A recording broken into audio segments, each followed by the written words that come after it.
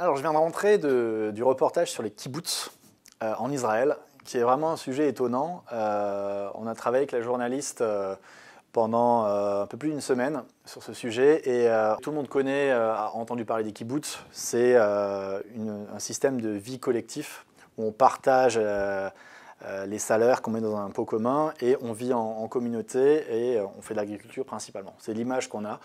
Et là, j'ai découvert tout un éventail de kibbutz différents. Et surtout, je me suis rendu compte que les kibbutz étaient obligés de ne plus vivre sur ce modèle totalement collectiviste. Maintenant, avec la nouvelle génération, les personnes veulent plus avoir chacun son salaire et payer des choses que de partager son salaire avec toute la communauté. Ce modèle kibbutz est en train d'évoluer et en fait, pour survivre, la plupart des kibbutz ont une industrie. Et il y en a une, qui a même une industrie qui est cotée en bourse. C'est le leader mondial de robots nettoyeurs de piscines.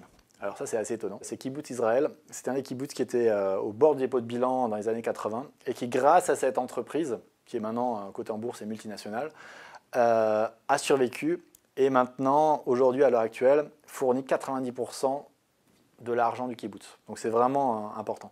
Il y a aussi des modèles dans le sud, dans le Negev, dans le désert du Negev. Il y a des kibbutz très colorés, où on est vraiment sur la permaculture, sur le développement très écologique, basé sur l'écotourisme et des choses comme ça. Mais c'est vraiment un lieu graphiquement magnifique. On voit les montagnes au fond, cette oasis de verdure.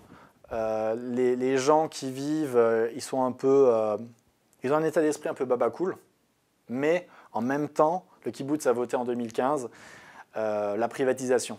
Ce qu'ils appellent la privatisation, c'est ne plus mettre les salaires dans un pot commun. Et de louer des maisons ou des appartements à des personnes non membres du kibbutz. Le dernier kibbutz qui m'a touché, c'était le kibbutz des Juifs noirs, qui est un kibbutz très atypique, parce qu'en fait, c'est des Juifs, des Judéens plus précisément, qui avaient migré de la Judée, donc ce qu'on appelle aujourd'hui la Palestine, Israël, et qui étaient allés vers l'ouest de l'Afrique, vers le Libéria.